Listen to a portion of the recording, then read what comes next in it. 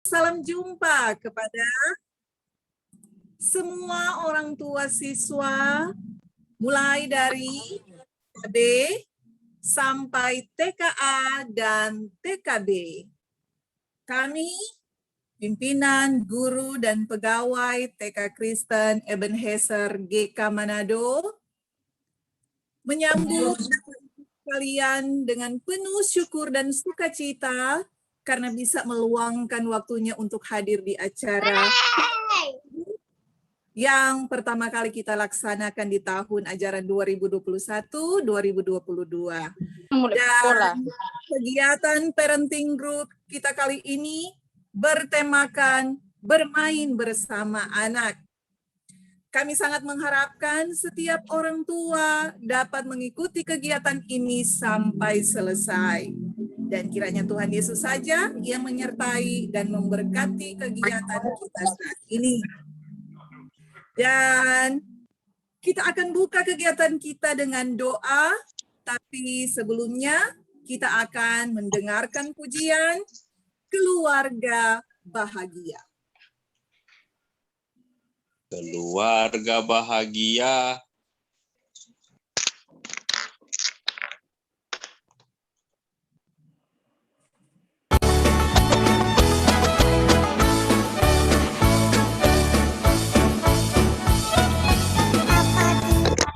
Keluarga bahagia, apa cinta Yesus keluarga bahagia, apa cinta Yesus keluarga bahagia, keluarga bahagia. Mama cinta Yesus keluarga bahagia, Mama cinta Yesus keluarga bahagia, Mama cinta Yesus keluarga bahagia, keluarga bahagia.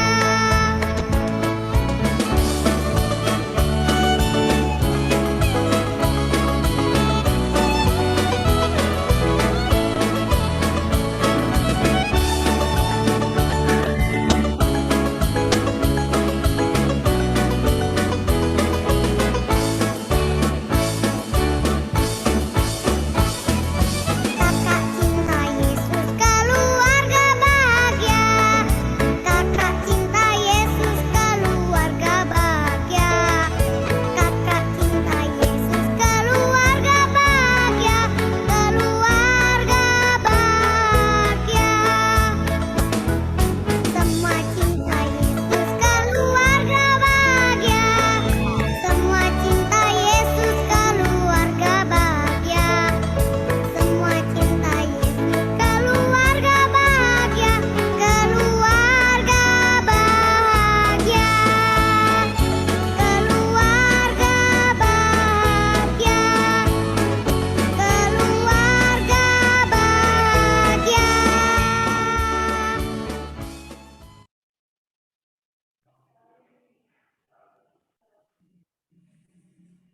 Baiklah, dan saat ini doa akan disampaikan oleh Ibu Guru Melan Pongong. Dan kepada Ibu Guru dipersilahkan. Baik, terima kasih Miss Lisa. Bapak Ibu sekalian, kita akan membuka kegiatan kita pada pagi hari ini dengan berdoa. Oleh karena itu, mari kita berdoa. Segala puji dan syukur kami naikkan kepadamu Tuhan, oleh karena cinta kasih dan rahmat-Mu kepada kami semua, sehingga pada hari ini juga, pada pagi hari ini kami boleh berkumpul di dalam Zoom meeting, di mana kami akan mengikuti kegiatan parenting group. Biarlah Tuhan, Engkau berkati kegiatan ini Tuhan, dari awal, pertengahan, hingga boleh berakhir dengan segala baik. Kami mau berdoa Tuhan, untuk orang tua, yang mengikuti kegiatan ini Tuhan, biarlah diberkati Tuhan, mereka boleh mengikuti kegiatan ini Tuhan dengan baik, mereka boleh memahami, mengerti setiap materi yang mereka terima, sehingga boleh mereka aplikasikan dalam kehidupan mereka setiap hari. Kami juga khusus berdoa untuk pembicara kami pada hari ini, Bapak Pendeta Hendra, biarlah senantiasa diberkati Tuhan, dengan hikmat kebijaksanaan, biarlah dia boleh menyampaikan materi dengan sangat baik, sehingga kami boleh menerima materi yang diberikan itu dengan baik pula. Terima kasih Bapak di surga, memberkati juga jaringan, listrik, internet yang kami gunakan pada saat ini Tuhan, biarlah diberkati Tuhan, sehingga seluruh kegiatan pada pagi hari ini boleh berjalan dengan baik, semuanya hanya untuk hormat dan kemuliaan nama Tuhan. Terima kasih Bapa di surga, kami menyerahkan kegiatan kami di sepanjang hari ini ke dalam tangan-Mu yang penuh kasih.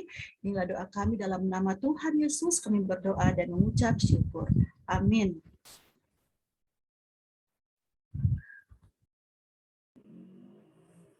Terima kasih untuk doanya Ibu Guru Meilan. Dan saat ini kita akan mulai dengan pemaparan materi parenting group. Dan sebagai informasi, pembicara kita saat ini adalah Bapak Pendeta Hendra Kurnia Wijaya. Beliau merupakan salah satu hamba Tuhan di Gemim Kristus Manado. Dan Bapak Pendeta sudah dikaruniai seorang istri dan 2 orang anak. Benar demikian? Dan diinformasikan kepada orang tua, sebentar selesai pemaparan materi akan dibuka sesi tanya jawab. Tapi kami hanya memberi kesempatan 2 penanya yang akan bertanya secara langsung atau bisa dibuka suaranya, dan 2 penanya lewat Zoom chat. Kiranya dapat diperhatikan, dan kepada Bapak Pendeta Hendra kami persilahkan. Ya, Shalom, selamat pagi Bapak Ibu, Saudara. Saya bersyukur sekali ya punya kesempatan untuk boleh berbagi pengalaman saya ya.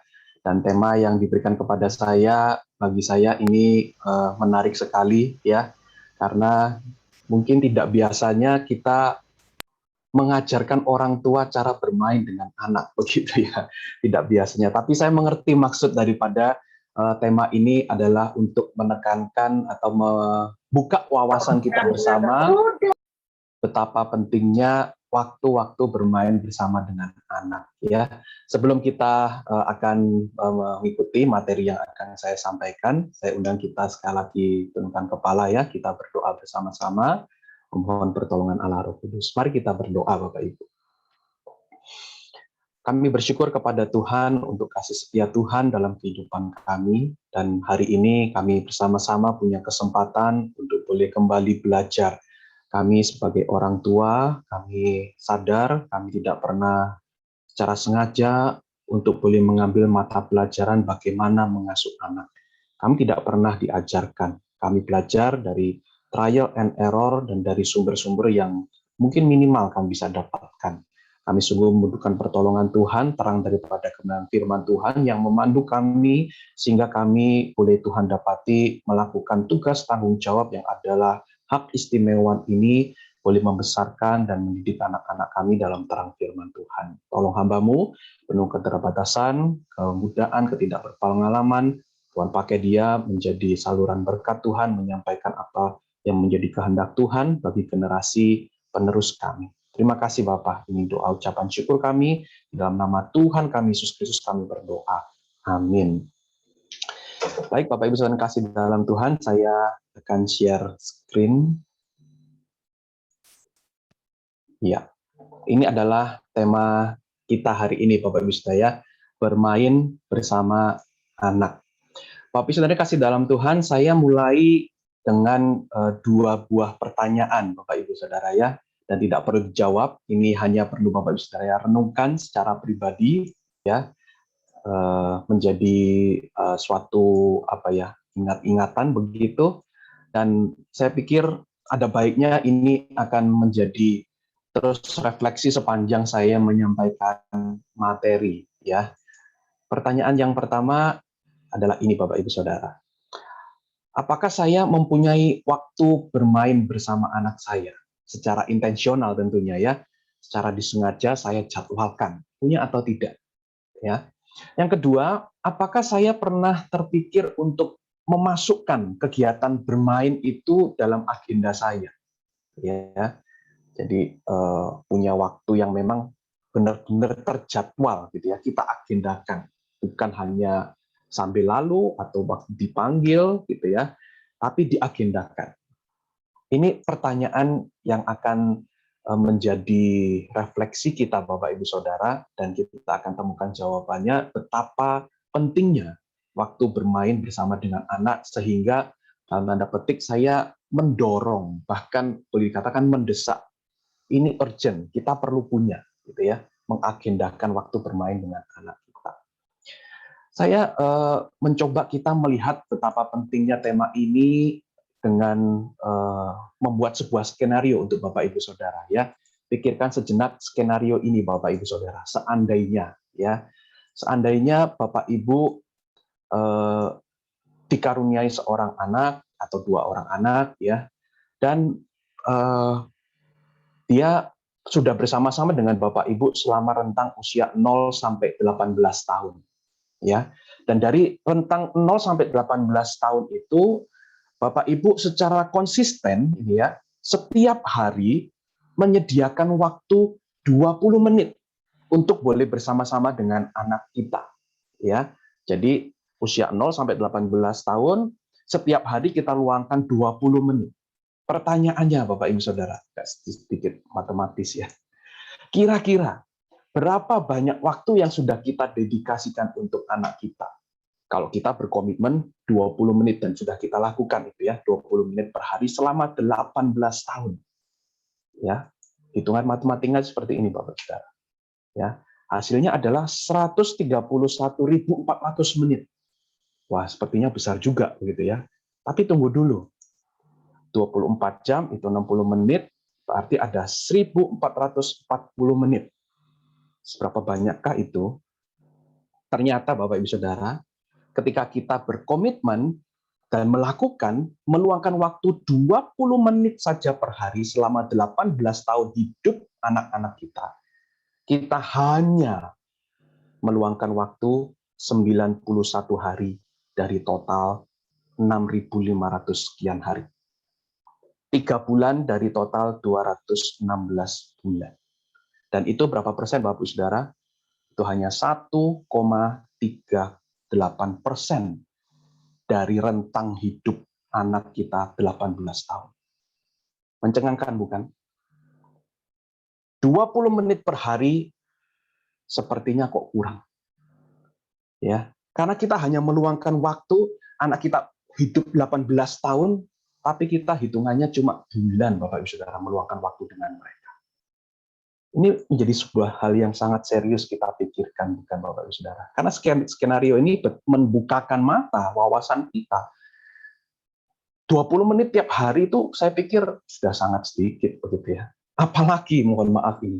Kalau tadi pertanyaan di atas tadi Bapak Ibu Saudara mengatakan, saya tidak menjadwalkan. Saya tidak pernah secara sengaja menjadwalkan. Berarti ada waktu di mana satu hari tanpa ada satu kali pun Bapak, Ibu, Saudara berinteraksi dengan anak. Ada statistik yang memang ironis, Bapak, Ibu, Saudara, diperkirakan itu pria, para ayah, itu berinteraksi dengan anak-anaknya itu tiap hari berkisar 35 detik. Begitu ya. Hanya kecupan, hanya belayan. Begitu. Karena mungkin bangun pagi, pergi kerja, pulang, anak sudah tidur. Cuma 35 detik tiap hari. Kalau di rentang usia 18 tahun, berapa totalnya, Bapak Saudara? Sang ayah bakal hanya meluangkan waktu 3 hari saja. Ironis ya. Tapi inilah saya pikir kira-kira gambaran keluarga modern hari ini, Bapak Ibu Saudara. Ya, orang tua sibuk, dan orang tua sudah merasa oke untuk menyerahkan, meluangkan waktu dengan anak itu diserahkan kepada kakek neneknya, kepada babysitternya, gitu ya. Dan merasa sudah bertanggung jawab dengan menyekolahkan, merasa bertanggung jawab dengan menyediakan tempat tinggal, makanan, obat-obatan, tapi tidak meluangkan waktu. Bapak Ibu Saudara, dampak daripada orang tua yang tidak secara sengaja bermain dengan anak-anak, ini saya ambil dari situs telaga.org ya, yang diampu oleh Pak Paul Gunadi dan juga ada Pak Herman Elia di sana. Mereka mengatakan dampak kalau orang tua tidak bermain, yang pertama tentu saja akan terjadi gap. pemisah, ya, jurang antara orang tua dengan anak. Ambil gambar seperti ini, Bapak Ibu Saudara, ketika kita dulu berpacaran dengan pasangan kita, ya, kita itu sangat ingin sekali terus berinteraksi secara intens, bukan? Karena yang dulunya kita belum kenal dan tidak mengenal, kita ingin mengenal pasangan kita yang kita cintai ini lebih dalam dan lebih dalam lagi, bahkan bisa telepon 3 jam, 4 jam, kalau bisa ngapel itu 1 hari penuh bersama dengan dia. Berinteraksi secara intens untuk mengenal dia. Tapi toh, setelah sekian lama gitu ya, mungkin berpacaran 3 tahun lamanya cukup intens, setelah masuk dalam rumah tangga pernikahan pun kita kan masih tetap terkaget-kaget gitu ya. Waduh, orangnya kok begini. Ya. Jadi tetap ada bagian-bagian yang menjadi hal yang baru. Setiap hari dalam rumah tangga pernikahan itu kita belajar hal yang baru dalam relasi kita dengan pasangan. Demikian juga dengan anak, Bapak Ibu Saudara. Kalau kita tidak secara sengaja menyediakan waktu bersama dengan anak kita, bagaimana kita bisa menjadi orang yang terkoneksi atau menghilangkan gap ini, Bapak Ibu Saudara. Ya. Yang kedua, Bapak Ibu Saudara, dampak kalau orang tua tidak menyediakan waktu ya bermain bersama dengan anak adalah komunikasi yang sifatnya pada akhirnya anak itu melihat selalu serius dengan mereka. Pulang dari kantor misalnya dulu ini, atau mungkin sekarang sudah kerja di kantor, pulang dari kantor pertanyaannya langsung gimana sekolahnya, gitu ya. Cuma formal semata, minta laporan. Begitu. Ada kesulitan tidak begitu? Sudah makan belum? Cuma seputar itu, Bapak Ibu Saudara ya. Tidak ada pertanyaan atau komunikasi yang lebih mendalam ya, selain daripada yang formal-formal semata. Kalau jarang bermain, maka hubungan yang hanya terjadi itu adalah hubungan yang kalau ada perlunya saja. Ya, anak apalagi kepada orang tua yang sibuk begitu ya. Jadi anak baru bisa mengakses dan mendapatkan perhatian orang tua kalau dia ada urgensitas tertentu. Gitu. Ya, orang tua yang ketika bekerja dari rumah tidak mau diganggu waktu kerjanya. Nah, anak-anak akan merasakan, wah, papa baru bisa diganggu ya kalau saya memang punya sesuatu yang urgent. Kalau nggak urgent ya sudah, nggak perlu. Gitu. Nah, itu akan kesannya akan diterima oleh anak akan seperti itu, Bapak Ibu Saudara. Yang berikutnya, anak juga akan merasa tidak disayangi tentu saja, Bapak Ibu Saudara ya. Mereka sekalipun sebetulnya bisa melihat bahwa orang tua itu menyediakan apa yang mereka perlukan, tapi pelayanan secara fisik itu tidak serta-merta menunjukkan bahwa orang itu mencintai kita, bukan. Ambil contoh Bapak Ibu Saudara.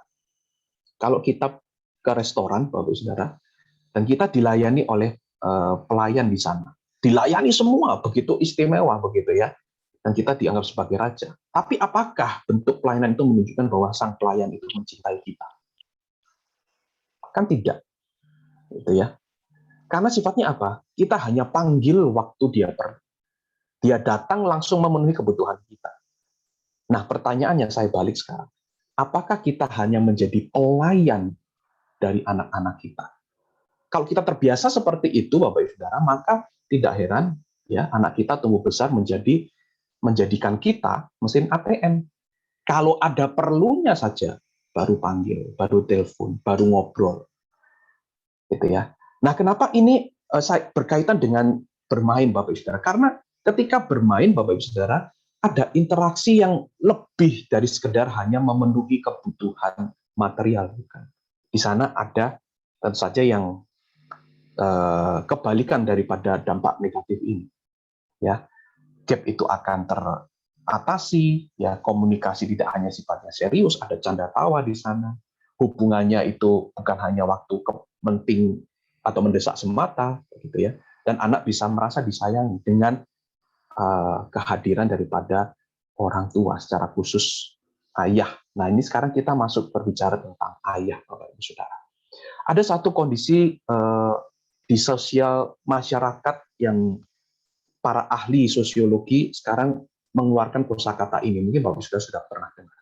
Fatherless society.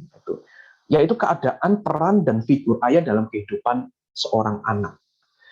Nah, banyak sekali penelitian Bapak Ibu Saudara yang telah dilakukan ya oleh pakar sosiologi ketika seorang anak kehilangan sosok figur seorang ayah, ya, maka akan muncul rasa malu, rasa terhilang, rendahnya harga diri, ada rasa marah di sana, ada ketidakmampuan untuk mengendalikan dirinya, ada kedukaan yang mendalam, ada kesepian, ada bisa muncul rasa ingin lebih gitu ya, tergoda untuk melihat daripada apa yang dimiliki oleh orang lain. Nah, Bapak Ibu Saudara, ini sudah terbukti ya, banyak statistik, ini salah satunya yang saya tunjukkan, ini yang pernah dilakukan oleh di Amerika, Bapak Ibu Saudara, masyarakat yang fatherless, kehilangan figur ayah. Walaupun mungkin ayah ada di rumah, tapi tidak berinteraksi secara intens. Sibuk dengan dirinya sendiri, sibuk dengan pekerjaannya, maka inilah yang dihasilkan Bapak Ibu Saudara. Ya, 4 kali anak-anak itu akan mengalami resiko ke masa depan itu akan mengalami kemiskinan. 7 kali lebih akan mengalami yang namanya hamil di luar nikah. Ada kemungkinan yang lebih besar punya permasalahan perilaku di masa depan. Kemungkinan besar akan melakukan abuse ya atau pengabaian. Dan juga anak-anak ini nantinya bisa tumbuh besar suatu kali kelak akan menjadi orang yang 2 kali lebih membahayakan kehidupan pasangan istri maupun anak-anaknya. Bayangkan Bapak Saudara ya. Dan ya macam-macam di situ ya, terlibat dengan narkoba, terlibat dalam tindakan kriminal ya, bahkan secara akademis akan sangat menurun dan bahkan banyak yang bisa drop out Bapak Ibu Saudara. Bapak Ibu Saudara bisa mengatakan, oh ini kan di budaya Amerika Pak, kan nggak bisa kita generalisasi di Indonesia. Betul sekali Bapak Ibu Saudara ya, nggak bisa digeneralisasi. Tapi saya mau tunjukkan ini statistik dari Mensos kita tahun 2017. Indonesia ranking 3 dinyatakan negara yang fatherless. Ketiadaan peran ayah di dalam rumah tangga. Entah itu ayahnya sibuk, atau entah ayahnya itu merasa tidak perlu melakukan pengasuhan yang secara intensional kepada anak-anaknya, dan merasa itu sudah menjadi tanggung jawab ibu, ya sudah, mama saja yang mengurus. Biar saya sebagai kepala rumah tangga, saya menjadi tulang punggung keluarga, saya bekerja. Itu alasannya. Tapi yang terjadi Bapak Ibu Saudara, kalau kita lakukan ini semua, ya tidak heran generasi muda kita adalah generasi yang sama nanti seperti ini. Ya, sama seperti ini. Dan sebenarnya kalau dicek ya di lembaga-lembaga permasyarakat sudah terbukti banyak mereka yang ada di sana adalah orang yang kehilangan figur ayah. Ya, karena entah bagaimana Tuhan itu menciptakan kita sebagai manusia itu kebutuhan akan kelengkapan figur ibu maupun figur ayah itu nggak boleh ada salah satu yang hilang, harus saling melengkapi di sana. Ya. Nah ini Bapak Ibu Saudara saya tunjukkan ambil sebuah artikel yang juga ini sebuah penelitian ya begitu tentang fatherless country. Definisi yang dia berikan adalah fatherless country merupakan sebuah negeri yang ditandai keadaan atau gejala dari masyarakatnya berupa kecenderungan tidak adanya peran dan keterlibatan figur ayah secara signifikan dan hangat dalam kehidupan sehari-hari seorang anak di rumah. Kurangnya keterlibatan peran ayah dalam pengasuhan anak membuat anak-anak Indonesia menjadi father hungry, rasa lapar sosok ayah itu kalau tidak dipenuhi. Dan banyak nih di salah satunya yang ditunjukkan gejala-gejalanya adalah ya anak itu kehilangan rasa percaya diri gitu ya. Anak itu akan mulai mempertanyakan identitas dirinya ini laki-laki atau perempuan gitu. Itu akan menjadi bimbang karena ketiadaan peran ayah di dalamnya dan rentang untuk terlibat pada seks bebas ya, termasuk juga pengaruh daripada LGBT. Sehingga Bapak Ibu Saudara, firman Tuhan bagi saya menjadi sebuah acuan yang juga sebuah panggilan bagi setiap kita, orang tua, secara khusus bagi para ayah. Ya, Yohanes 10 ayat 14-16, akulah gembala yang baik dan aku mengenal domba-dombaku dan domba-dombaku mengenal aku sama seperti Bapa mengenal aku dan aku mengenal Bapa. Dan aku memberikan nyawaku bagi domba-dombaku. Dan kita tahu bersama, Bapak Saudara, sebagai orang percaya kepada Yesus Kristus, ketika kita menyerahkan diri sebagai pribadi yang membutuhkan juru selamat, yaitu Yesus Kristus, maka kita ditarik dalam keluarga Allah. Kita dijadikan status anak-anak Allah. Ya, ini istimewa. Bapa di surga menjadi Bapa kita menjadi anak-anak kita. Dan penggambarannya adalah Yesus itu menjadi seorang gembala yang sangat baik, yang mengenal domba-domba, yang mengenal saudara-saudaranya, mengenal anak-anak Allah ini. Dan kata mengenal itu diulang 4 kali di sana, Bapak Ibu Saudara, ya. Walaupun menunjukkan sebagaimana dirinya itu dikenal oleh Allah, ya, Allah mengenal dirinya, demikian yang dipraktekkan oleh Yesus, berusaha mengenal domba-dombanya, dan ketika ia berusaha mengenal domba-dombanya, domba-domba itu akan kembali mengenal kita. Ada satu video yang sempat pernah saya lihat, Bapak Ibu Saudara, bagaimana penggembala itu sangat signifikan suaranya dikenali oleh domba-domba, ya. Ada turis datang teriak-teriak sama domba-dombanya itu diam aja gitu. Tapi begitu penggembalanya panggil gitu ya, suatu suara tertentu, domba-domba itu bisa datang langsung berkerumun. Menarik sekali, ya.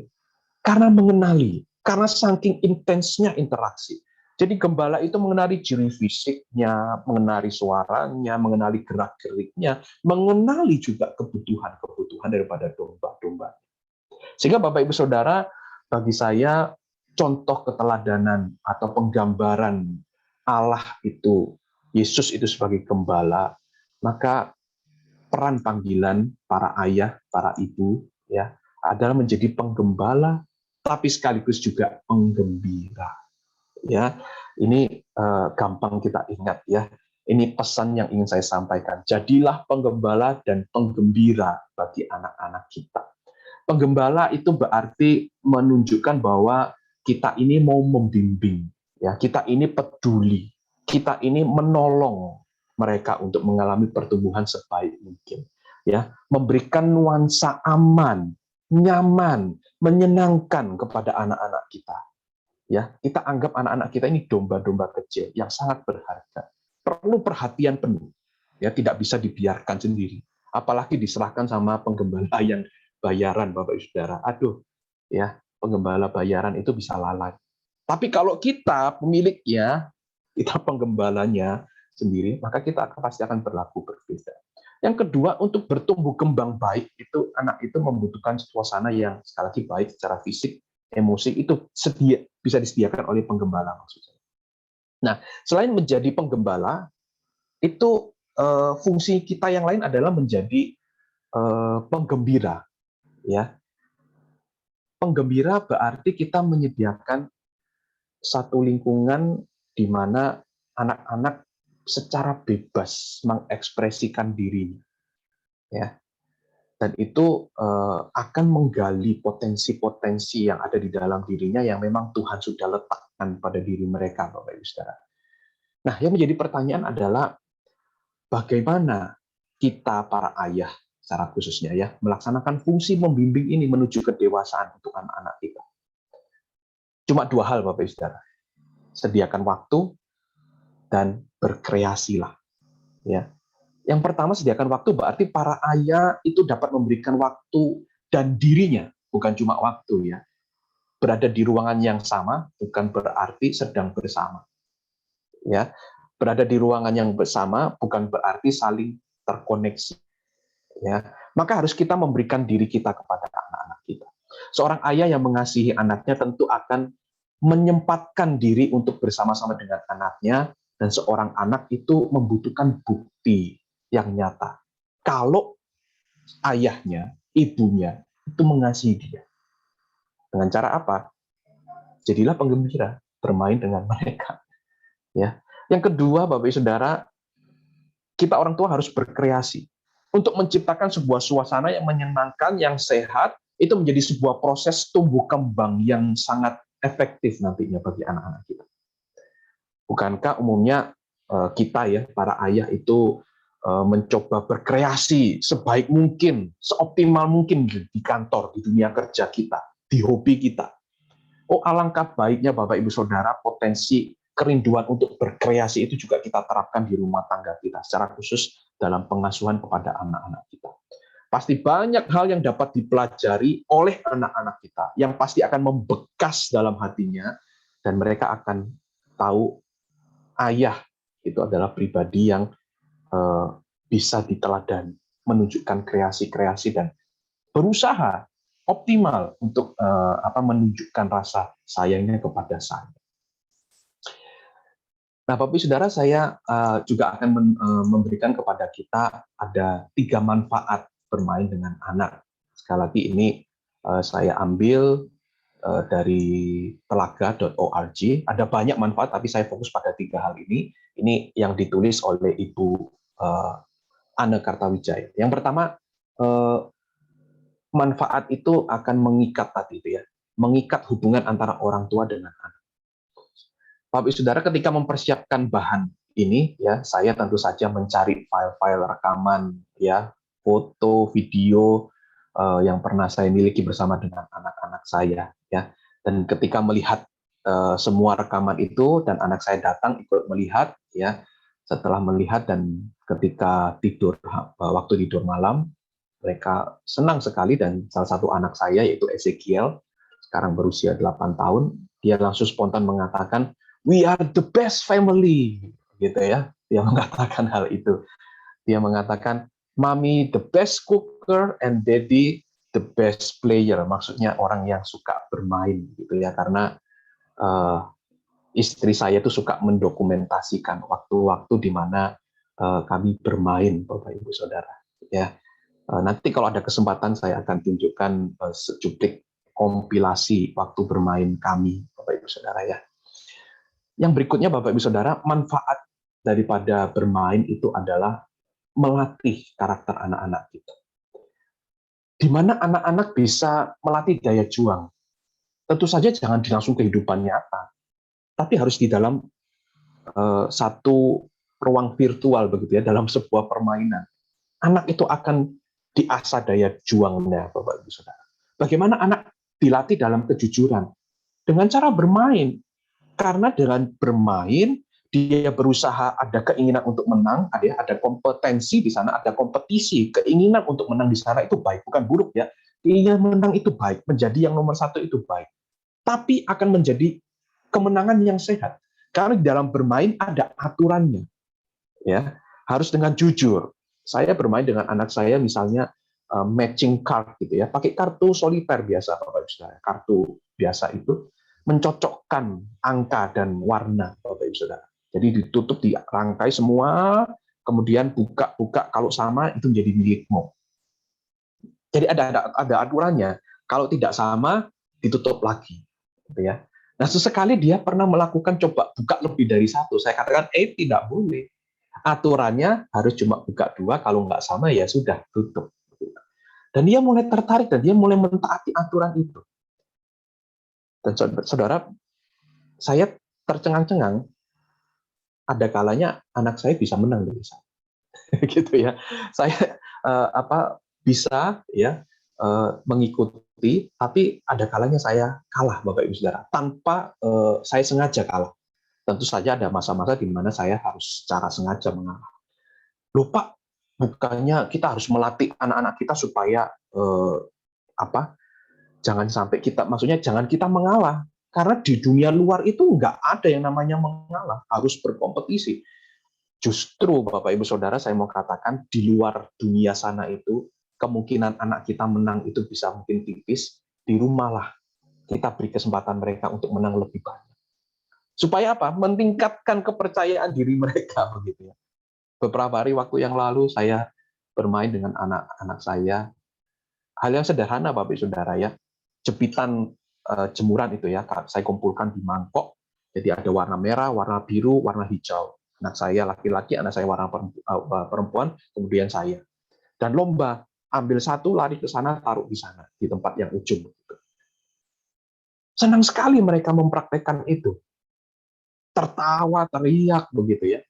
Dan anak saya yang perempuan, ya, karena kan masih kecil, larinya lebih lambat, saya selalu mengalah dari dia karena dia paling marah kalau kukunya menang, gitu ya. Tapi nggak apa-apa. Itu melatih mereka untuk bersaing dengan sehat, bersaing dengan cara bermain, dengan aturan yang berlaku. Saya belajar mengalah, dan dia pasti tahu, Dedi kok bisa kalah, pasti mengalah. Itu walaupun dia tidak mengatakan, dia pasti tahu, gitu ya. Karena beberapa kali saya menunjukkan ketangkasan saya tentu saja lebih hebat daripada pukulnya. Gitu ya. Jadi mengajarkan anak-anak kita untuk menerima kekalahan. Gimana caranya? Dengan bermain. Oh, Bapak Ibu Saudara, banyak sekali hal yang bisa kita ajarkan ketika bermain, yang tidak diajarkan di sekolah. Sebagai contoh misalnya, bagaimana anak-anak kita belajar tentang volume. Ya, isi volume sebuah tabung, begitu ya, mana yang lebih banyak. Kalau kita ajarkan teori saja nggak mungkin mudeng, Bapak Ibu Saudara, usia apalagi balita. Dengan cara apa? Kasih dia main gelas besar sama gelas kecil, tuang-tuang air gitu ya. Tumpah-tumpah basah nggak apa-apa, tapi dia belajar. Oh, kalau segini ini lebih sedikit ketimbang yang segini. Gitu. Mereka belajar volume tanpa tahu kosakata volume. Menarik bukan? Dengan hanya bermain, Bapak Ibu Saudara. Jadi banyak hal ya. Yang lain Bapak Ibu Saudara, ini yang saya pikir paling penting. Manfaat bermain dengan anak itu, kita sedang mengkomunikasikan bahwa aku ini hadir dalam hidupmu. Ya, aku ini hadir di dalam hidupmu. Saya mau tunjukkan satu rekaman dari CCTV, Bapak Ibu Saudara. Ini adalah peristiwa di mana saya waktu itu pulang cukup malam, Bapak Ibu Saudara, dari seminar sehari.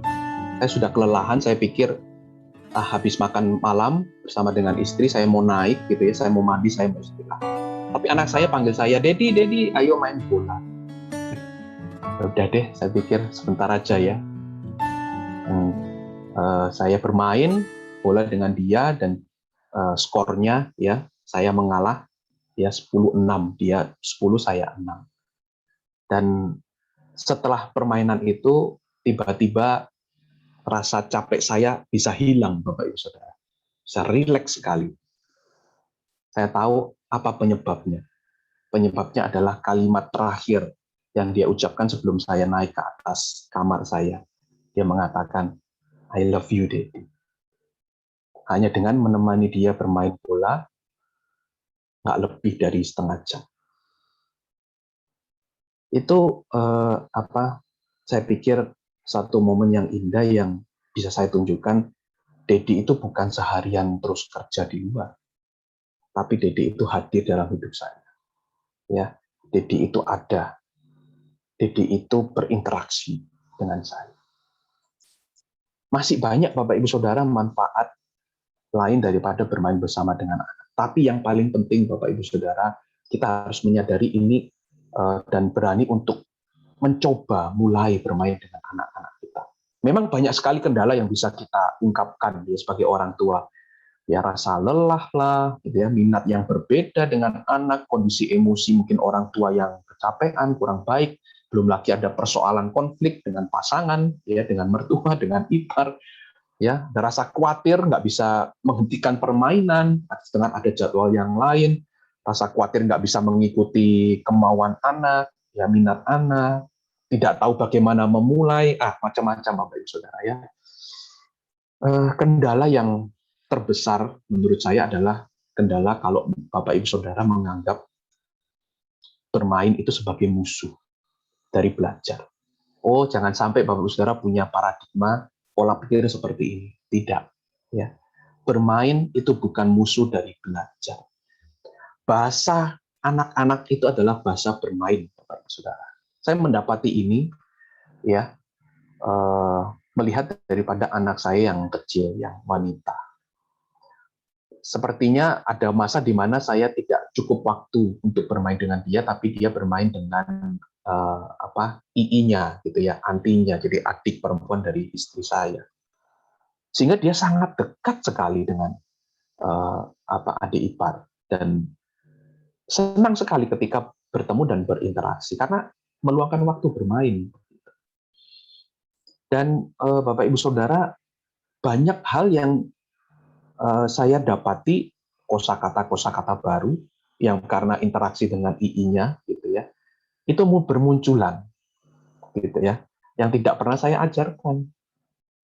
Dari bermain dia mendapatkan banyak kosakata baru dalam bahasa Inggris, Bapak Ibu Saudara ya. Ini bermain itu adalah momen di mana anak-anak itu membuka diri itu sepertinya selebar-lebarnya untuk menerima informasi, dan mereka excited. Karena ketika kita hanya fokus, hanya menuntut anak-anak belajar itu biasanya akan terkesan bukan bermain. Tapi coba kita rubah, Bapak Ibu Saudara. Bagaimana kalau kita mengubah konsep belajar itu adalah bermain? Dengan cara kita mengajak anak-anak kita yang mungkin masih balita ini ya, ayo bermain angka. Maka konsepnya bukan belajar, tapi konsepnya adalah yang lebih utama, bermain. Mereka akan excited sekali. Wah, bermain angka, wah, bermain huruf, gitu ya. Karena bermain itu sudah mendatangkan daya tarik yang begitu tinggi. Dan itu membuka minatnya untuk langsung terjun dan terlibat di dalamnya. Wah, Papa Mama mau bermain dengan saya. Ya, jadi Bapak Ibu Saudara, hilangkan pemahaman bermain adalah musuh dari belajar, bukan. Karena kalau kita melarang anak kita bermain, itu kita sama dengan melarang anak kita untuk menikmati masa kecilnya ya, untuk bertumbuh. Bisa dikatakan betapa kejamnya orang tua yang melarang anak untuk bermain. Ya. Hanya untuk mendapatkan nilai 10, hanya untuk mendapatkan piala yang bisa kita taruh di etalase. Pada akhirnya anak-anak kita kehilangan masa kecil yang bahagia. Jangan sampai seperti itu. Mari kita semua mencoba ya.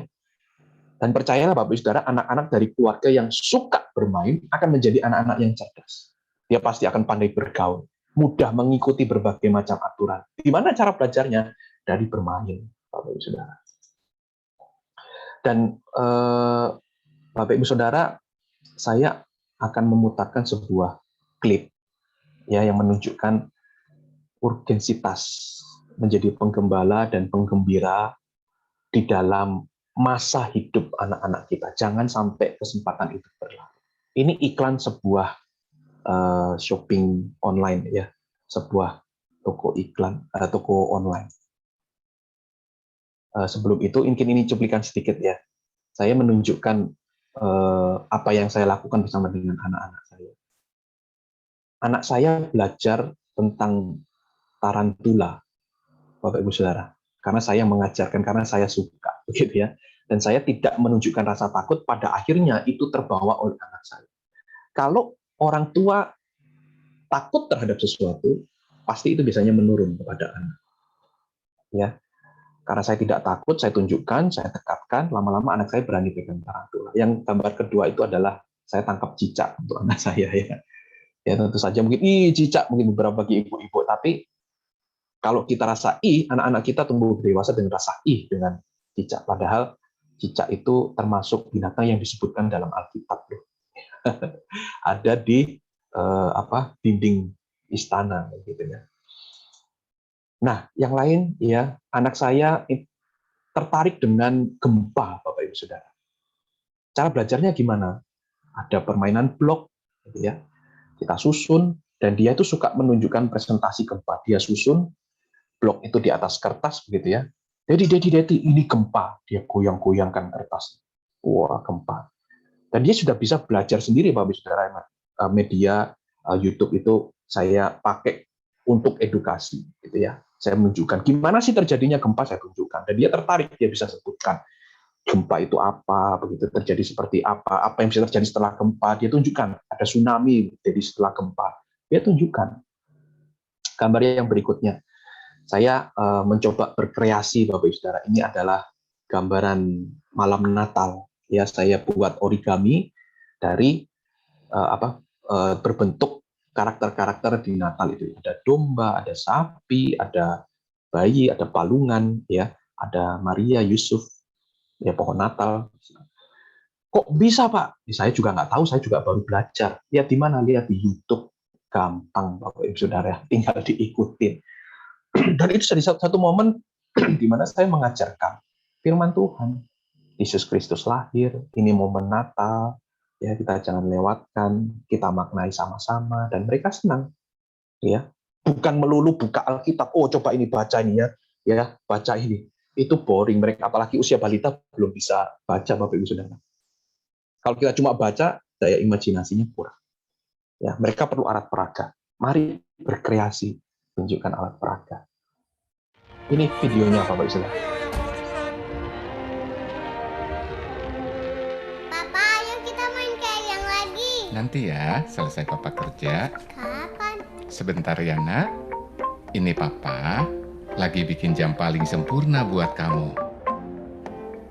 Jika diriku diberikan waktu,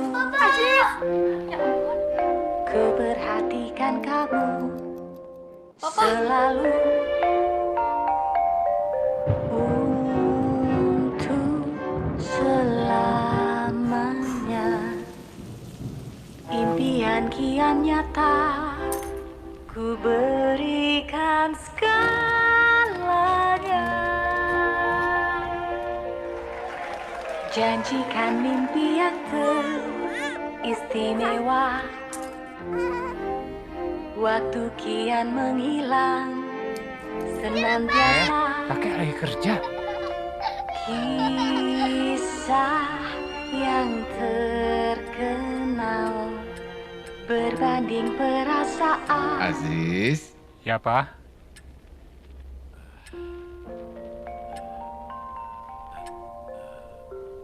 Mama. Jam yang paling sempurna. Papa, papa, papa.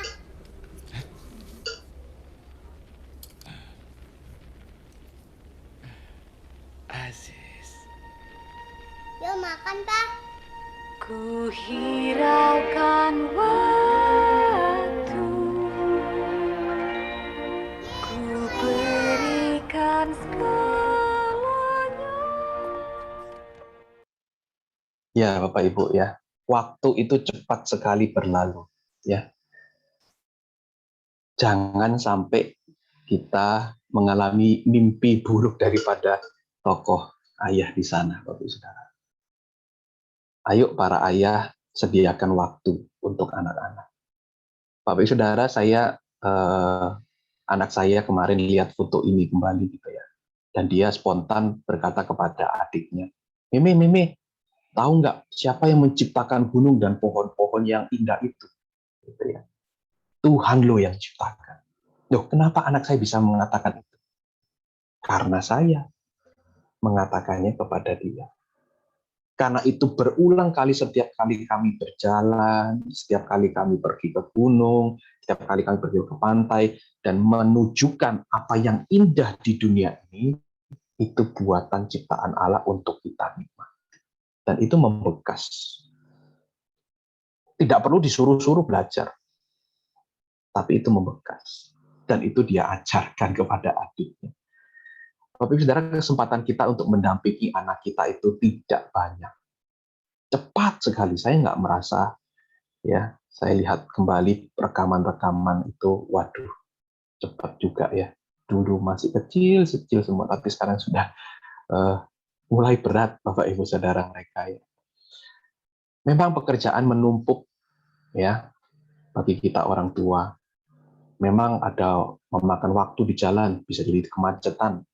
Ada mungkin acara rapat mengambil waktu kita. Mungkin kita perlu belanja waktu yang kita pakai untuk itu. Ada berita-berita yang perlu kita perhatikan. Semuanya itu Bapak Ibu Saudara secara tidak sadar sedang merampas kesempatan kita untuk seharusnya kita dedikasikan waktu itu untuk bersama dengan anak-anak kita. Bahkan hobi kita ya bisa merenggut itu. Tetapi keberanian untuk mendedikasikan waktu yang cukup dan menciptakan kebersamaan yang berkualitas dengan anak-anak kita itu merupakan tugas dan panggilan setiap orang tua, khususnya para ayah bagi anak-anak mereka. Hanya dengan sungguh-sungguh menjalankan peran kita ini sebagai itu tadi ya, penggembala dan penggembira, anak-anak kita akan lebih mudah mengenali kemuliaan Tuhan. Melalui siapa? Melalui orang tuanya. Sehingga kita akan menggenapi apa yang dirindukan oleh Allah, ya, yang dituliskan dalam Alkitab. Kita bisa menghasilkan generasi-generasi ilahi, generasi-generasi yang takut akan Allah. Saya akan putarkan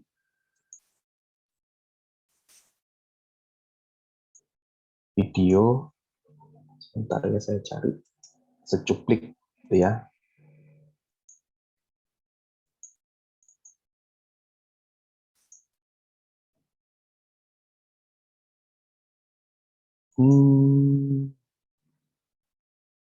Ya, ini dia. Kompilasi gitu ya, waktu bermain kami di keluarga saya ya. Sebentar, saya share screen lagi. Semoga ini menginspirasi para ayah gitu ya, untuk berkreasi ya, ada anak-anak kita dan menyediakan waktu bersama dengan mereka.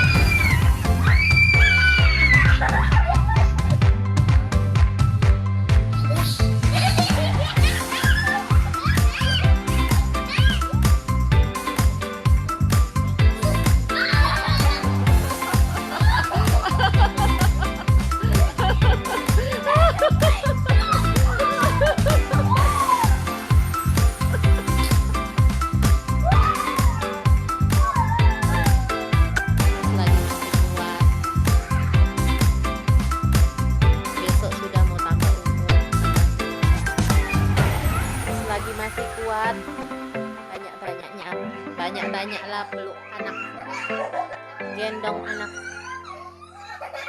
Satu saat nanti gantian digendong. Ya, demikian materi yang bisa saya sampaikan. Kiranya ini menginspirasi, mendorong kita, ya, para ayah secara khususnya, luangkan waktu bermain bersama dengan anak. Itu akan menumbuh kembangkan anak kita nanti bisa sehat secara psikologi, ya, bisa bersosialisasi dengan baik, ada sekuritas, ada rasa aman di dalam rumah tangga, dan mereka tumbuh menjadi orang yang mereka bisa jadi ingin sekali menjadi ayahnya. Anak perempuan ingin sekali menikahi orang yang seperti ayahnya, dan tentu saja saya akan mencari, ya, menantu yang seperti saya bisa menjaga benar-benar, gitu ya. Dan sejak kapan itu? Sejak sekarang, belum ada kata terlambat ya. Bapak Ibu Saudara yang punya anak balita, luangkan waktu bermain. Bapak Ibu Saudara yang sudah punya anak yang cukup besar, masih ada kesempatan gitu ya. Luangkan waktu, perbaiki apa yang hilang selama ini. Kiranya ini boleh membekali kita dan memberkati kita. Terima kasih. Saya kembalikan. Oke, wah. Luar biasa materi kita hari ini, sungguh-sungguh sangat menarik. Terima kasih banyak kepada Bapak Pendeta Hendra Kurnia Wijaya yang sudah memaparkan materi dengan tema bermain bersama anak. Dan kiranya kita para orang tua, seperti yang sudah disampaikan oleh Bapak Pendeta, boleh meluangkan waktu beberapa menit saja untuk bermain bersama anak-anak kita. Terima kasih banyak sekali lagi untuk Bapak Pendeta Hendra. Tuhan Yesus kiranya memberkati pelayanan Bapak Pendeta dimanapun berada. Dan saat ini kami akan membuka sesi tanya jawab. Jadi dipersilahkan bagi para orang tua yang ingin bertanya secara langsung.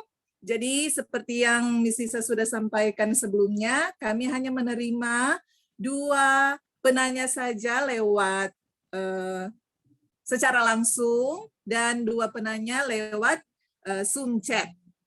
Oke, apakah sudah ada orang tua yang mau bertanya saat ini? Bisa dibuka suaranya. Apakah sudah ada yang mau bertanya? Oke, kalau belum ada yang mau bertanya mungkin saat ini dari sudah ada oh, Pak Henry, sudah ada dari B3 dan Ibu Olivia Hasibuan sudah raise hand. Bapak Olivia. Oh iya, oke. Jadi kesempatan yang pertama kami berikan kepada Bapak Henry Wansaga. Iya, kepada Bapak Henry Wansaga, orang tua dari anak B3. Oke, kepada Bapak Henry dipersilahkan.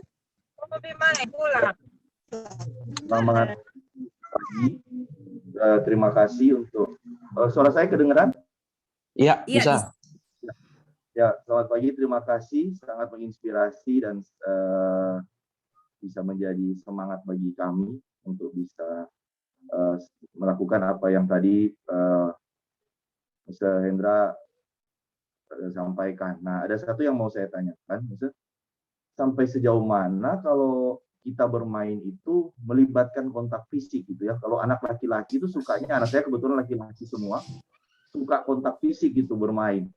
Nah, dalam beberapa kesempatan saya membaca bahwa ada atau mengikuti beberapa parenting khususnya dulu waktu menjadi guru sekolah minggu, kita dilarang bermain untuk mendekatkan diri dengan menggunakan kontak fisik gitu. Misalnya kayak zaman dulu ada, kita tahu ada anak-anak suka misalnya bermain dorong-dorong atau main smackdown gitu loh, tapi yang nggak se-ekstrim smackdown maksudnya, tapi melibatkan kontak fisik seperti itu. Maksudnya bagaimana batasannya kita boleh melakukan itu, mohon di-sharingkan kalau maksudnya juga punya pengalaman. Karena dulu saya pernah juga menggunakan metode bermain seperti itu, yang saya dapatkan anak saya merasa kayak sementara bermain saya itu musuhnya gitu loh. Jadi kadang-kadang keterusan, agak sedikit kasar gitu. Jadi mohon penjelasannya, Mas. Itu saja. Terima kasih. Ya, baik. Terima kasih pertanyaannya. Ya, bagi saya sepertinya justru bermain yang kontak fisik itu penting ya. Karena kalau kita bermain tapi tanpa kontak fisik itu akan ya, mungkin yang maksudnya kontak fisik itu ini ya, yang permainan yang seperti rough begitu ya, agak kasar gitu ya. Ya, ya. Saya pribadi bermain dengan anak saya, ada masanya saya bermain misalnya pedang-pedang ada, tembak-tembakan ada ya. Tapi sekali lagi itu semua perlu penjelasan menurut saya ya.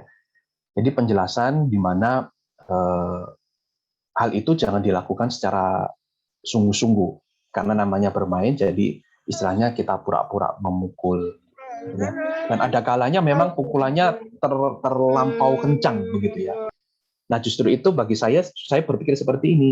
Justru inilah kesempatan saya sebagai orang tua untuk menjadi sansaknya begitu ya. Untuk apa? Dia bisa mengendalikan energinya itu.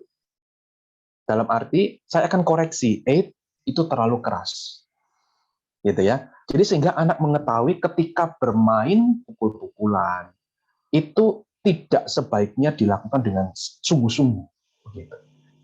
Gitu. Jadi orang tua itu membantu mengoreksi, karena kan anak knowledge-nya masih terbatas, dia pikir pukulan, kalau bermain pukul itu ya memang sungguh-sungguh pukul seluruh tenaganya begitu. Seiring mungkin waktu kecil dia sungguh-sungguh dan kita tidak merasa sakit karena masih kecil. Tapi seiring berjalannya bertumbuh semakin besar, kita harus mulai mengoreksi, jangan keras-keras gitu. Dan ada masanya memang dia pukul dan sampai sakit sekali dan ada luka begitu ya. Saya dapat luka dari hasil pukulannya atau permainan itu, dan saya tunjukkan ini, Didi luka karena kamu pukulnya terlalu keras. Jadi ini kesempatan untuk mengajari sesuatu buat mereka. Jadi bermain itu mengajarkan kepada anak-anak kita, oh ternyata ada batasan dalam interaksi fisik dengan orang lain. Jangan sampai saya menyakiti, begitu. Menurut saya perlu lakukanlah permainan fisik itu ya, agak sedikit kasar tapi ada rambu-rambunya, kita ajarkan. Gitu. Nah yang terjadi adalah yang saya tengarai, kita lupa memberikan rambu-rambunya di awal, tapi setelah kita terkena sesuatu yang sangat sakit, kita langsung naik pitam dan kita langsung marah luar biasa, gitu ya. Atau kita mendapati anak kita bermain dengan anak kita yang lain terlalu kasar, tapi kita lupa karena saya sendiri belum pernah kasih tahu aturan cara mainnya yang betul. Nah, anak-anak kan cuma lihat dari video aja, begitu kan? Dia hanya mencoba meniru yang ada di video itu tanpa menerima instruksi secara langsung bagaimana sih seharusnya bermain yang pura-pura itu. Nah, itu kan nggak pernah informasi dia dapatkan karena dia masih kecil. Nah, otomatis dia melakukan kesalahan dan berilah ruang yang sebesar-besarnya untuk anak itu melakukan kesalahan dalam bermain, Bapak Ibu Saudara. Karena mereka dalam taraf itu ya, learning, belajar. Dan kita pakai kesempatan itu kalau kita memang nggak secara sengaja menyiapkan waktu untuk menetapkan rambu-rambu dalam bermain. Nah, waktu bermain itulah baru kita ingat, oh ya, oke, nggak apa-apa, ini salah, yang betul itu begini. Jadi kita mengoreksi. Ya, penggembala itu mengoreksi, gitu ya, sambil nuansa bermain. Jangan langsung kita marahin, kamu tuh kalau main jangan pukul, jangan keras-keras gini. Padahal kita sendiri nggak pernah kasih tahu. Nah, kalau informasi, pengetahuan, aturan, rambu-rambu itu kita berikan dalam waktu kita emosi kepada dia, informasi itu nggak mungkin masuk. Percaya pada saya. Informasi itu baru bisa masuk kalau anak tidak sedang merasa dimarahi. Kalau sedang diajak main. Kalau sedang dalam kondisi tidak tegang, tidak stres. Jadi pada masa non-konflik lah, kita mengajarkan aturan sesuatu, itu akan lebih mengena pada mereka. Saya pikir itu, Pak Henry. Terima kasih. Thank you, makasih banyak.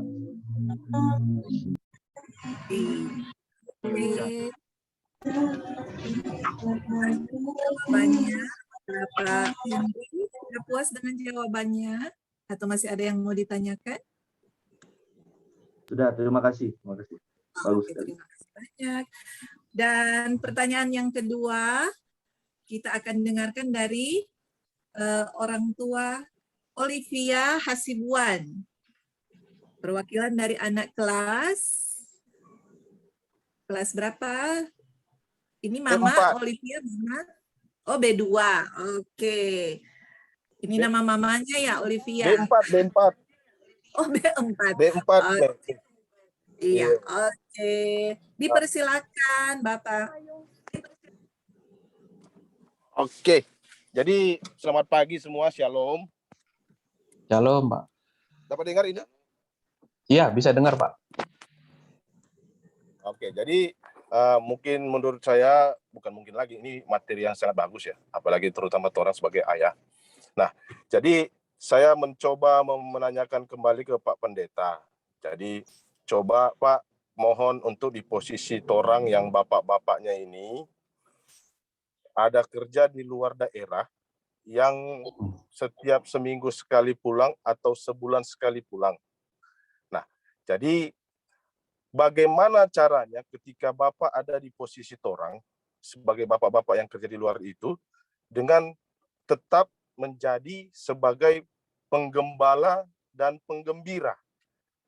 Nah, itu satu. Baru yang kedua, apakah dengan cara orang untuk mencari nafkah, menyekolahkan anak dengan posisi sekolah di Ebenezer yang mungkin tuntutan keuangannya agak sedikit tinggi ya.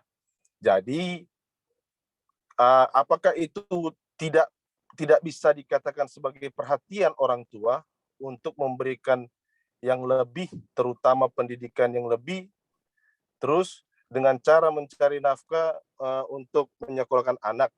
Nah, apakah itu tidak bisa menjadi perhatian? Padahal orang bisa saja di luar kota itu, ketika orang sudah selesai kerja, malamnya orang bisa menyempatkan diri bertemu dengan anak-anak walaupun hanya video call.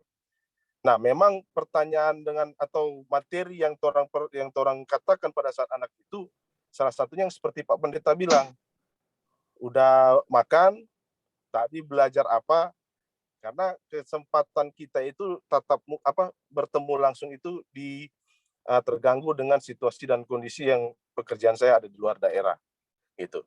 Jadi mohon masukannya saja, Pak. Jadi seharusnya orang sebagai orang tua, sebagai ayah itu bagaimana dan kalau Pak Pendeta ada di posisi orang, bagaimana caranya Pak Pendeta untuk memberikan perhatian lebih kepada anak-anak. Itu saja mungkin Pak Pendeta. Terima kasih.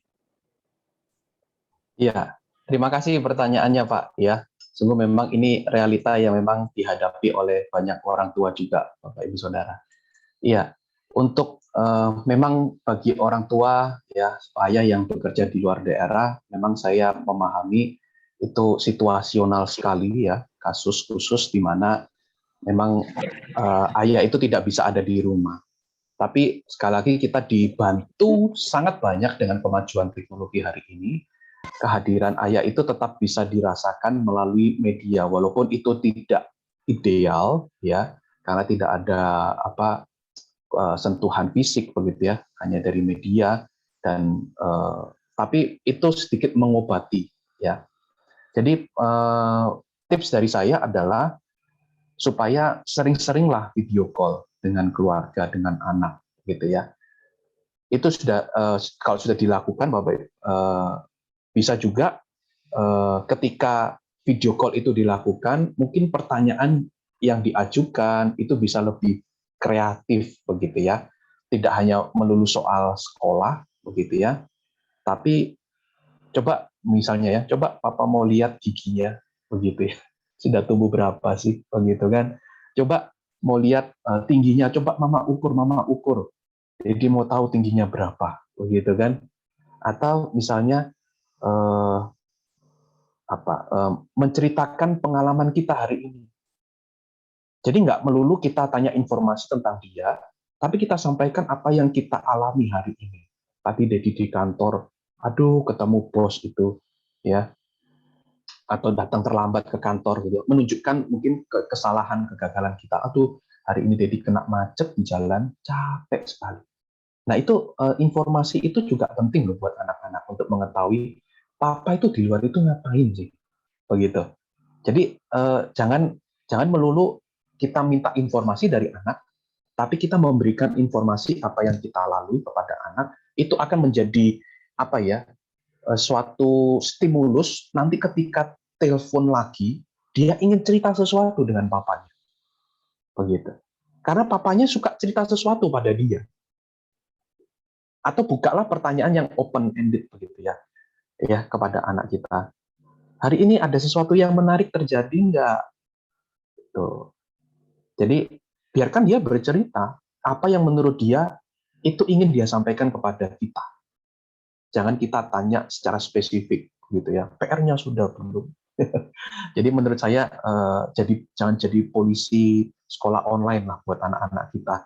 Yang mereka sudah stres belajar secara online gitu ya, dimarahin mamanya di rumah gitu ya. Ayolah kita jadi papa-papa yang penggembira begitu ya.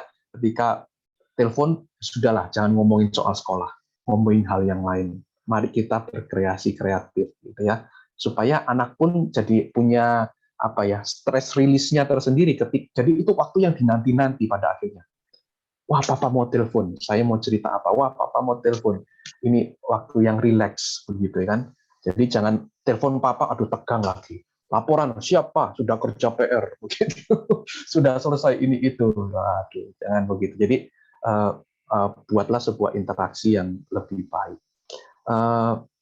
Ya untuk mencari nafkah ya, Bapak Ibu memang itu penting, sebagai kepala rumah tangga memang harus mencari nafkah, dan bagi saya idealnya memang kalau dimungkinkan carilah nafkah di kota yang sama.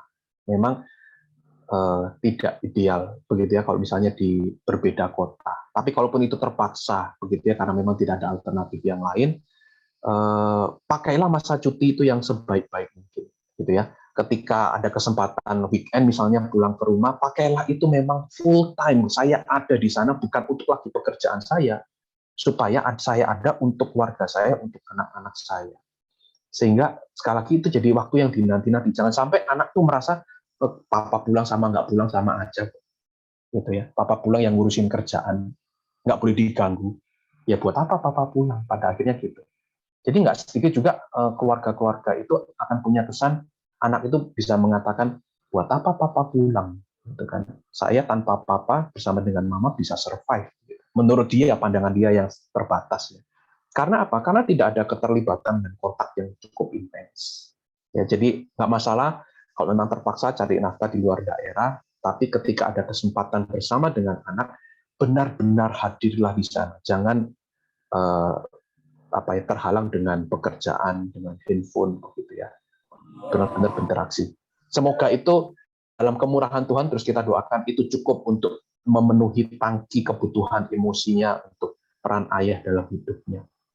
Saya pikir itu, ya. Oke, makasih Pak Pendeta, Tuhan memberkati. Ya, sama-sama, Tuhan berkati, Pak. Oke, mungkin Miss Lisa bisa tambahkan jawaban dari Bapak Pendeta tadi untuk orang tua dari Olivia Hasibuan. Ya, memang kalau kontak yang jauh itu menyulitkan ya untuk bermain bersama anak. Tapi seperti yang Bapak Pendeta sudah sampaikan, mungkin lewat video call bisa juga diajak untuk bermain anaknya di rumah ya. Iya, atau mungkin bisa tanyakan permainan apa yang ada di rumah anaknya yang diingat papanya, terus ditanyakan, wah mesti ada permainannya ini misalnya ya. Oke, demikian Papa Olivia. Apakah jawabannya bisa diterima? Oke, terima kasih. Tuhan berkati. Terima kasih. Tuhan berkati. Iya. Ya. Iya. Oke, dan saat ini kita akan melihat pertanyaan yang ada di kolom chat. Ini sudah ada beberapa pertanyaan yang masuk. Ini ada pertanyaan dari Papa dari Ben mungkin ya, yang ada di kelas B6. Itu mungkin sama dengan pertanyaan yang sudah disampaikan oleh Papa Olivia tadi ya. Example asuh seperti apa yang bisa dilakukan seorang ayah yang tinggal berbeda kota dengan anaknya agar anak tetap bisa merasakan kehadiran ayahnya. Mungkin bisa dilewatkan atau Papa Ben dari kelas B6, apakah sudah bisa terima dengan jawaban yang tadi disampaikan? Oh, Mama Ben ya. Oke.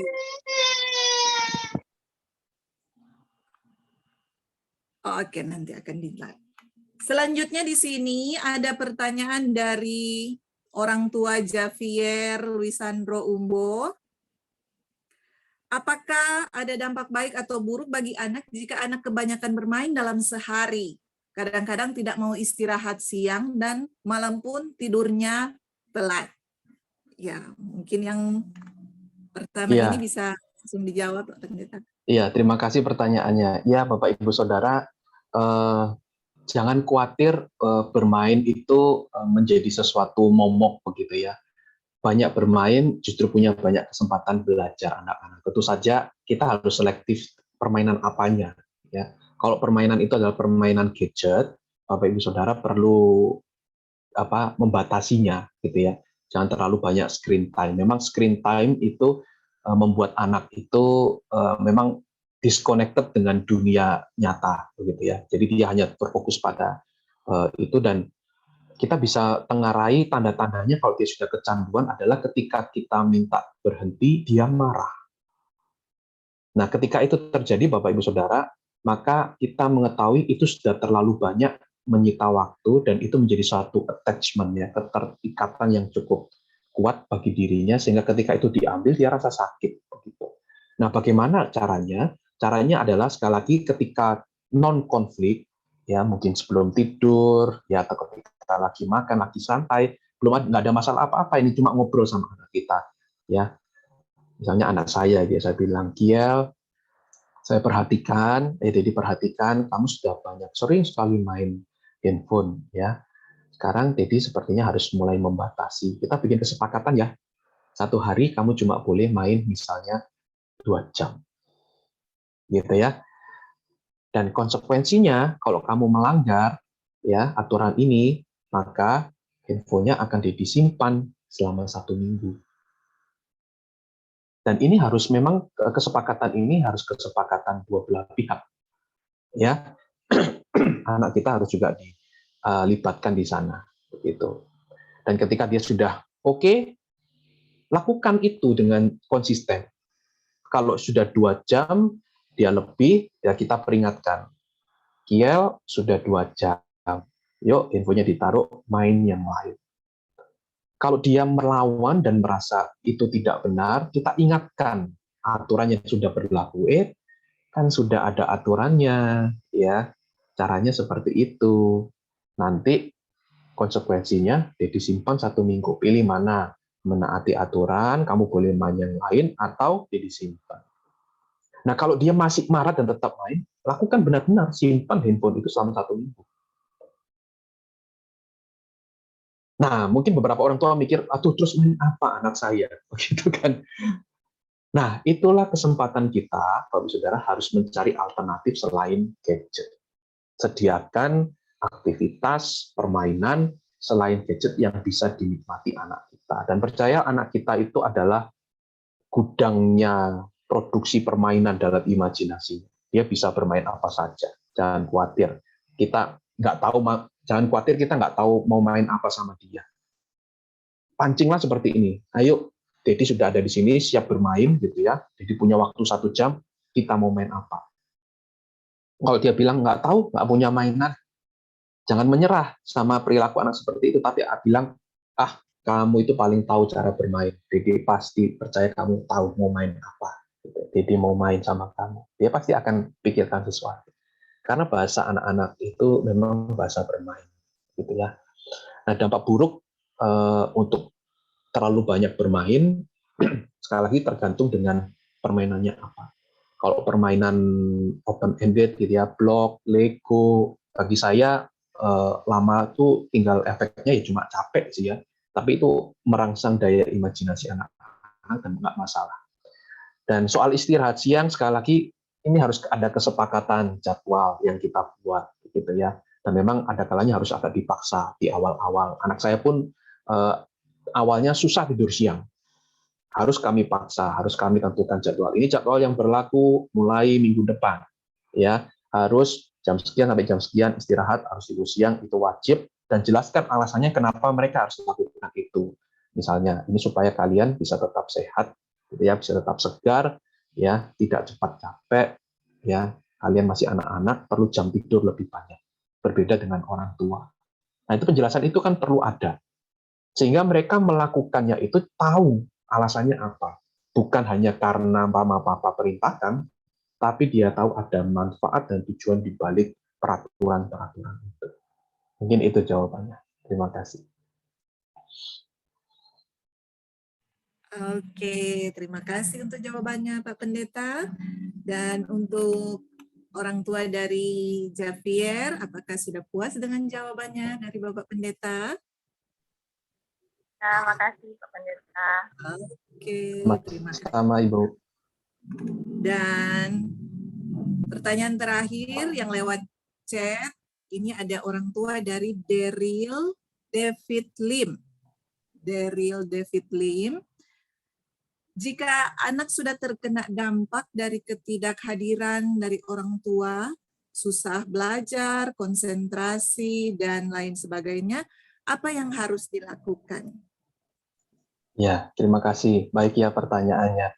Bapak Ibu Saudara, kalau memang sudah terjadi, ya sudah terlanjur, orang tua sudah nggak hadir sehingga ada dampak-dampak yang bisa kita lihat dan kita rasakan, maka jalan keluarnya adalah mulai luangkan waktu, ya. Karena mungkin ketika kita menyediakan waktu, anak-anak pasti merasa aneh ya. Mungkin mereka akan merasa malu, merasa nggak cocok bermain sama orang tuanya karena asing ya.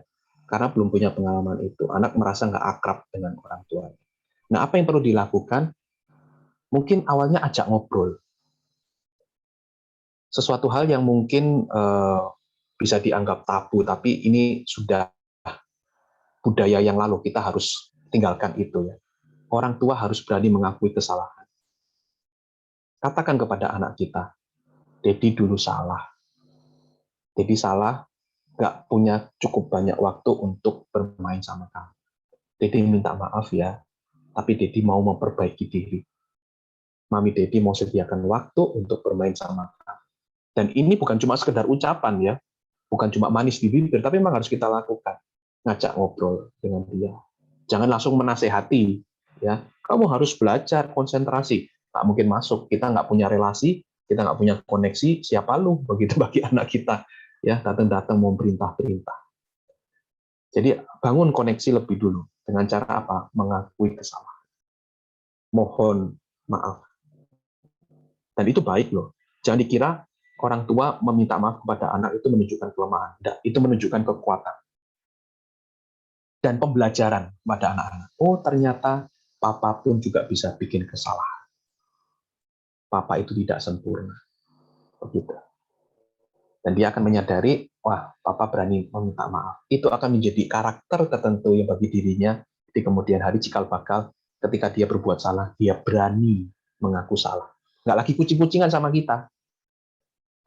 Anak saya sudah terbiasa dengan hal itu. Satu kali dia melakukan kesalahan, tanpa saya tahu kesalahannya, dia tiba-tiba datang, Dedi, tadi Kial mainnya terlalu banyak, begitu, terlalu lama. Loh, saya nggak merhatikan, saya nggak melarang, tapi dia ngaku sendiri, begitu. Karena ada rasa aman, toh, mengaku kesalahan, ada rasa aman untuk diampuni dan diterima apa adanya, dan itu memperbaiki relasi hubungan. Setelah itu ajaklah ya, jalan santai lah, sekali-sekali ya, lakukan sentuhan fisik, ya, memegang, memeluk, ya, sehingga memang anak-anak itu merasa diperhatikan. Mulailah dengan permainan-permainan yang sederhana, yang disukai anak kita. Jangan kita pilih permainan yang kita bisa dan kita sukai. No, ya. Kalau anak kita perempuan, kita seorang ayah, gitu ya. Saya tuh suka diajak permainan masak-masakan. Bapak Ibu Saudara sama anak saya begitu ya. Dan saya harus ikutin gitu. Kayak tadi yang video yang saya putarkan, saya sedang kerja, anak saya mendandani saya. Kalau orang tua yang terlalu sensi, papa ini laki-laki, jangan didandani. Jangan Bapak Ibu Saudara, itu bahasa cintanya buat kita, ajak main kita, ingin terkoneksi. Jangan langsung marah, biarin aja, kita cuek aja. Saya kerja aja di situ gitu kan. Jadi mulailah dengan hal-hal yang sederhana, ya. Terbukalah dengan ajakan bermain dari anak.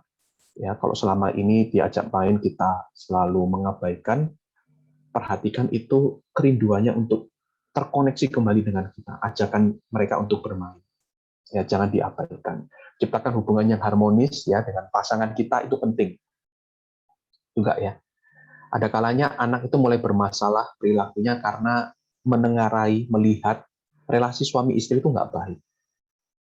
Tapi kalau relasi suami istri baik, itu memudahkan kita untuk bisa bermain dengan anak kita. Jangan harap kita bisa leluasa bermain dengan anak kita kalau anak kita tahu kita sedang bermasalah dengan pasangan kita. Itu akan menjadi isu, ya, tidak baik bagi pertumbuhan pemahaman dia dalam relasi suami istri. Cikal bakalnya kan mereka akan menikah juga. Baik, itu jawaban saya. Terima kasih. Oke, terima kasih banyak Pak Pendeta untuk jawabannya. Dan bagaimana dengan orang tua? Ya, terima kasih. Oke, terima kasih juga. Dan untuk beberapa pertanyaan lain yang ada di kolom chat ini, nanti kita akan jawab. Nanti mungkin Pak Pendeta akan jawab secara tertulis dan wali kelas akan membagikan kepada orang tua secara japri mungkin ya. Oke, dan pemaparan materi kita sampai dengan tanya jawab saat ini sudah selesai. Sekali lagi disampaikan terima kasih banyak kepada Bapak Pendeta Hendra Kurnia Wijaya yang sudah membagikan materi yang luar biasa kepada kita semua saat ini. Dan terima kasih juga kepada setiap orang tua yang sudah berbagi dengan pertanyaannya, yang sudah mengajukan beberapa pertanyaan. Kiranya Tuhan Yesus memberkati, dan semua orang tua yang hadir saat ini, kita semua boleh menjadi penggembala dan penggembira bagi anak-anak kita sekalian. Terima kasih, Tuhan Yesus memberkati, dan saat ini kita akan masuk dalam persembahan. Kita akan masuk dalam persembahan, dan untuk persembahannya bisa di-scan lewat barcode yang ada saat ini, atau mungkin nanti bisa juga di-share di grup kelas masing-masing, atau mungkin bisa ditransfer langsung ke nomor rekening yang ada. Dan saat ini kita akan mendengarkan pujian Ku Sayang Mama dan Papa.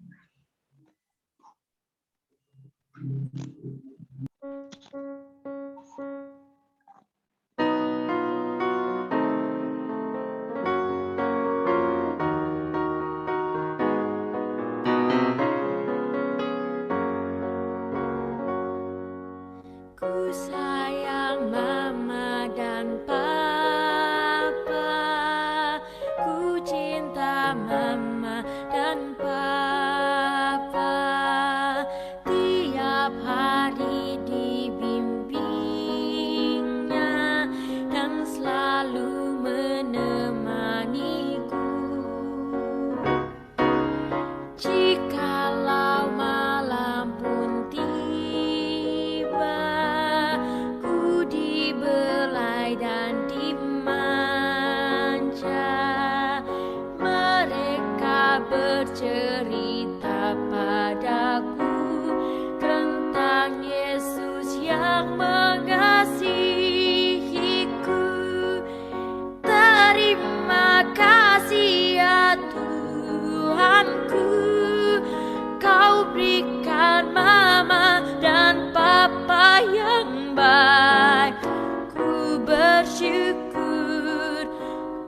bersyukur padamu ya Yesusku.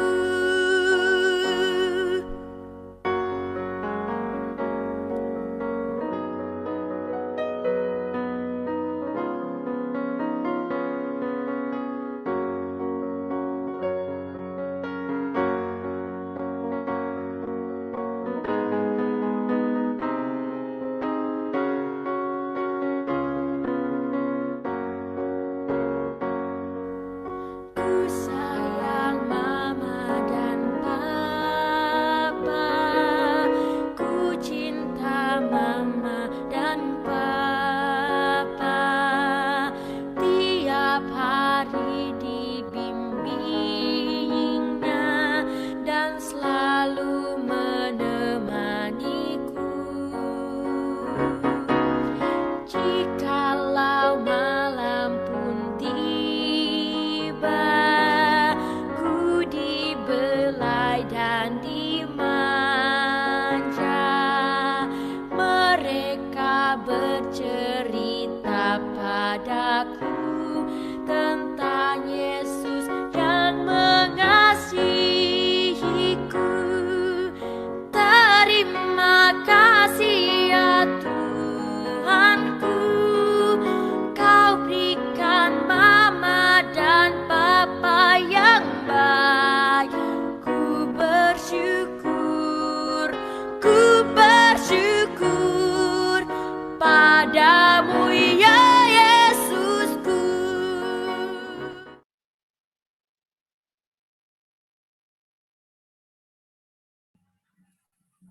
Ya, terima kasih untuk pujiannya.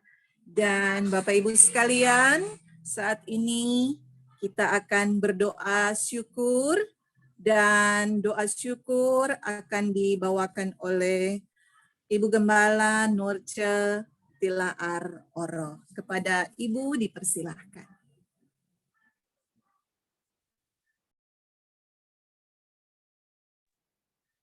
Ibu Nurce, suaranya dibuka dulu.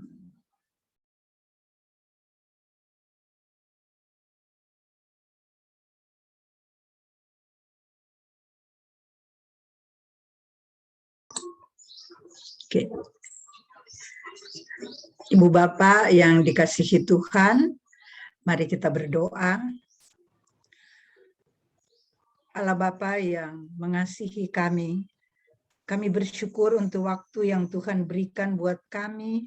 Kami boleh belajar mendengarkan bagaimana kami dapat membimbing anak-anak kami melalui Pendeta Hendra Kurnia Wijaya. Kami berterima kasih Tuhan, Engkau memberkati Pendeta Hendra, memberkati anak-anak dan istrinya, supaya mereka makin hari makin menikmati kasih sayang Tuhan, dan makin menjadi berkat buat sesama di sekitar mereka. Bapa dalam surga, kami juga bersyukur, kami percaya Tuhan Engkau juga akan menjamah setiap hati Papa dan Mama dari anak-anak kami, agar ada kerinduan Tuhan, ada satu daya juang untuk bisa punya waktu bermain bersama-sama anak-anak mereka, sehingga anak-anak itu ada kedekatan dari kecil dengan Papa dan Mama, terutama dengan Papa juga Tuhan, sehingga di kemudian hari tatkala mereka dewasa, dengan mudah Papa dan Mama dapat memberikan nasihat kepada mereka, karena hubungan yang akrab yang terjalin lewat bermain bersama-sama. Bapa dalam surga, kami juga berterima kasih untuk kelimpahan berkat yang boleh kami semua nikmati. Sehingga saat ini kami sudah memberikan persembahan. Tuhan memberkati orang tua, memberkati mereka di dalam pekerjaan mereka. Supaya Tuhan, dengan kekuatan dari Tuhan, mereka boleh melimpahkan syukur mereka. Salah satu lewat persembahan yang mereka berikan untuk hormat dan kemuliaan nama Tuhan. Bapak, kami bersyukur juga untuk guru-guru yang ada. Kami bersyukur untuk berkat-Mu, untuk pimpinan-Mu yang Kau berikan buat setiap guru, sehingga mereka boleh bertumbuh di dalam Engkau dan boleh mengajar anak-anak sampai saat ini dengan kekuatan, kesehatan, dan bimbingan dari Tuhan. Terima kasih Tuhan, kami percaya Engkau mendengarkan doa kami yang kami naikkan hanya di dalam nama Tuhan Yesus, Tuhan dan Juru Selamat kami yang hidup. Amin.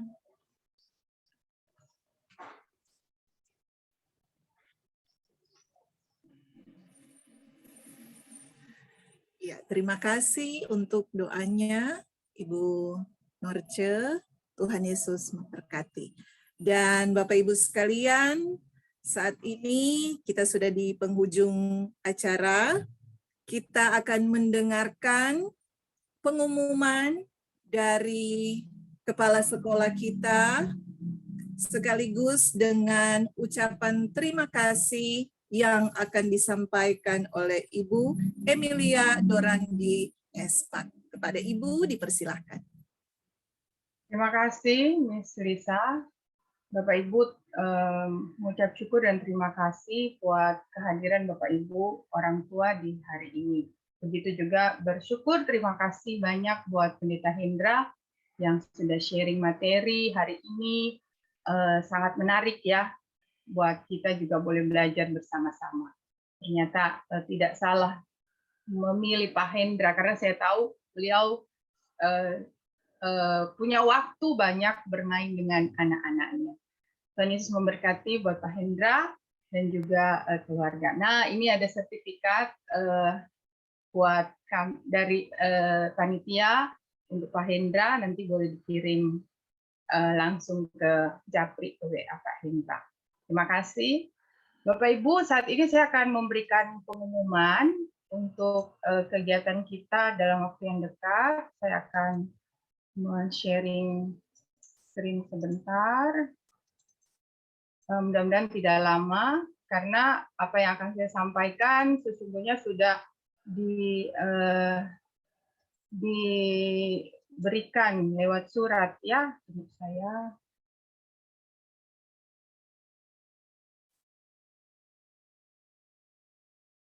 Rencana pembelajaran tatap muka terbatas. Saya buka dulu.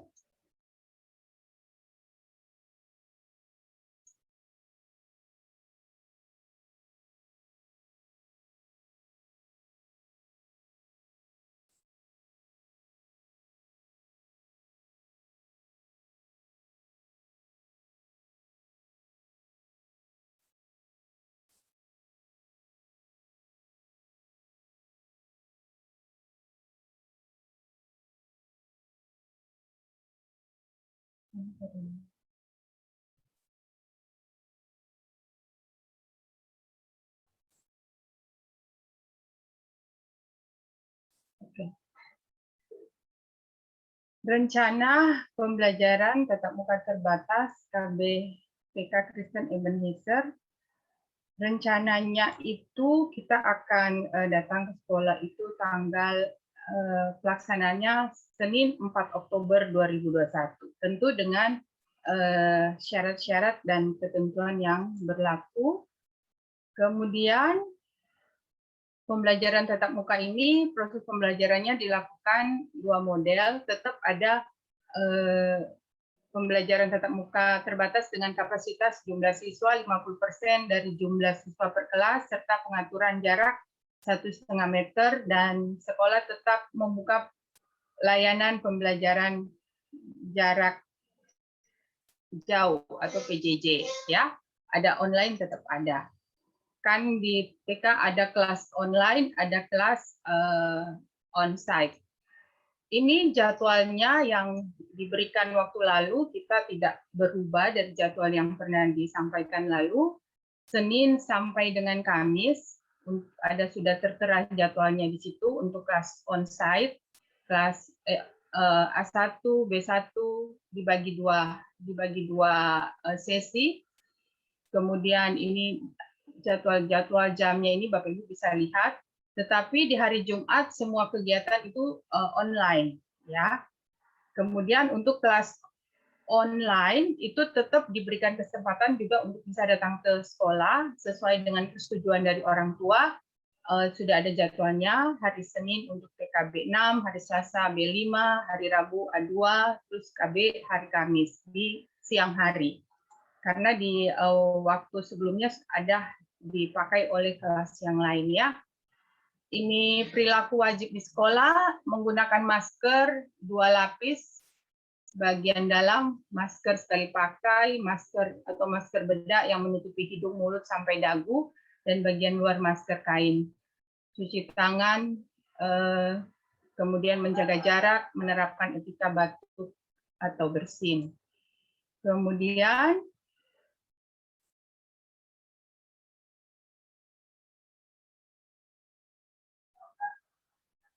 kantin sekolah itu tidak ada. Selama masa transisi, kantin tidak diperbolehkan beroperasi. Siswa dengan bantuan orang tua disarankan hanya membawa minuman dan sudah makan terlebih dahulu dari rumah, karena di sekolah tidak ada kegiatan makan. Karena cuma 1 jam, jadi anak-anak fokus untuk belajar. Tidak ada kegiatan makan pada waktu rencana nanti kita datang. Kemudian kegiatan olahraga juga tidak ada, itu diadakan di hari Jumat secara online, nanti bersama-sama seperti yang sudah dilakukan selama ini via Zoom.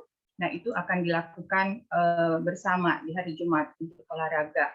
Kemudian kegiatan selain pembelajaran itu tidak ada ya. Adapun misalnya kegiatan seperti apa, orang tua yang menunggu peserta didik di sekolah. Jadi kalau lalu orang tua bisa antar dan tunggu, kita sediakan tempat untuk menunggu. Tetapi saat ini orang tua diharap hanya mengantar saja, kemudian pulang atau menunggu mungkin di tempat yang lain yang agak sepi supaya tidak membuat kerumunan di sekolah. Nanti anak dijemput tepat waktu dengan menunjukkan kartu penjemputan yang nanti akan diberikan oleh guru kelas. Istirahat juga tidak ada, dalam artian istirahat itu yang makan bersama itu tidak ada. Kemudian pertemuan orang tua peserta didik. Nah, biasanya sih kalau suka ke sekolah, orang tua suka bertemu kan, berkumpul bersama-sama, mama-mama gitu ya, suka ngobrol, kumpul. Nah, itu tidak adalah, diharapkan tidak ada. Pengenalan lingkungan sekolah itu maksudnya jalan-jalan di sekitar sekolah. Jadi anak-anak akan fokus belajar di dalam kelas pada saat itu. Nanti kita akan lihat. Nah, untuk hal itu orang tua diminta untuk memasukkan surat pernyataan dengan meterai 10.000. Sudah ada formatnya, dikirim lewat surat tadi pagi, dan mengisi data kesiapan siswa di lembar yang sudah disiapkan sebagai syarat mengikuti PTMT. Sebelum Senin 4 Oktober dikirim secara online via WA ke guru kelas, dan hard copy-nya nanti dibawa pada saat 4 Oktober ketika rencana kita untuk PTMT ini, pertemuan tatap muka terbatas ya.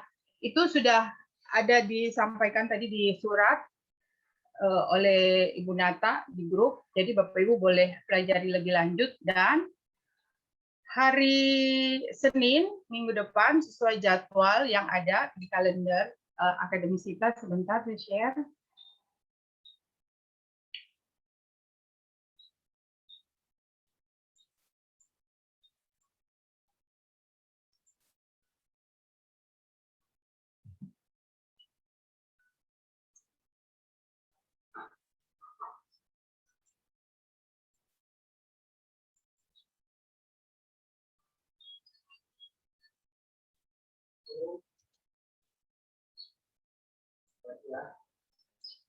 Nah, di kalender akademis kita untuk bulan September tanggal 20 sampai dengan 24 itu ada libur tengah semester. Libur tengah semester ini kita mengikuti unit yang lain dari SD sampai SMA. Anak-anak setelah selesai ujian semester, hari ini ada anak-anak dari unit yang lain, mereka menerima hasil. Kita TK juga ikut libur. Ikut libur bukan hanya untuk anak-anak, karena di minggu ini guru-guru diberikan kesempatan untuk mengupgrade diri ya. Jadi ada pelatihan buat guru-guru di 1 minggu ke depan, dari tanggal 20 sampai 24 itu jadwalnya. Karena guru-guru mengikuti pelatihan, jadi anak-anak tidak ada kegiatan di sini. Jadi libur ya. Nanti baru akan masuk lagi tanggal 27, hari Senin, kegiatan seperti biasa. Nah, yang rencana untuk PTMT itu ada di sini, tanggal 4 Oktober. Kalau tidak ada halangan, nanti kita informasikan lagi bahwa tanggal 4 kita akan ada pertemuan tatap muka secara terbatas, dan syaratnya tadi itu orang tua di minggu-minggu ini sudah bisa memasukkan foto surat izin dari orang tua untuk bagi anak-anak yang mengikuti pembelajaran di sekolah. Nah, untuk anak-anak yang mungkin ada di kelas online, ada di kelas onsite, dan mungkin merasa saat ini tidak nyaman untuk anak-anaknya untuk datang di sekolah, tetap boleh di kelas online, di kelas yang sama, tetap di kelasnya yang sama, tidak pindah kelas. Gurunya akan membagi materi. Jadi orang tua yang akan membantu anaknya itu untuk belajar di rumah. Seperti itu. Dan ada satu lagi yang akan saya sharingkan untuk kegiatan Natal. Tunggu sebentar.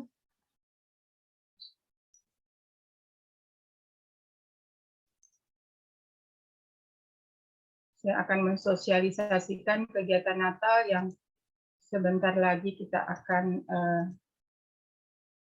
ikuti beberapa bulan ke depan.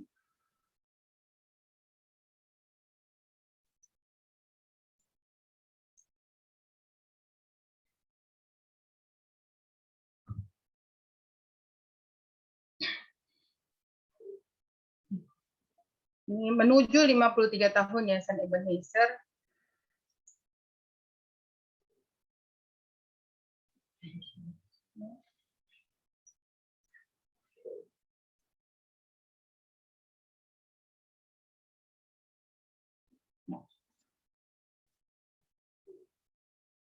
Ini saya akan mensosialisasikan kegiatan Natal dari yayasan yang juga di dalamnya mengajak orang tua, anak-anak, guru, pengurus semua untuk ikut terlibat ya.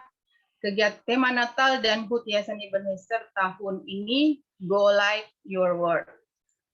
Itu temanya. Kemudian siapa saja yang terlibat?